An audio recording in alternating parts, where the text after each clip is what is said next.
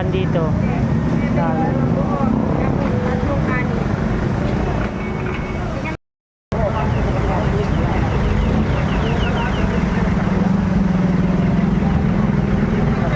Mga lods, pinipilahan. Super sarap ng chicken dito.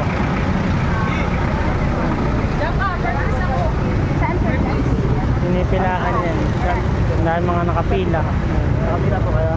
Hindi kayo rin na baka kayo makagip ka.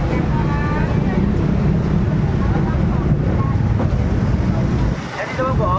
Apa. Adyan lang kayo. Meron na kayo, sir? Yan yung price.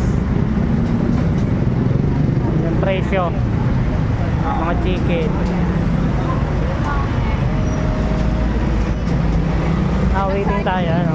Waiting tayo mga lods. Kasi nag-order tayo, waiting tayo.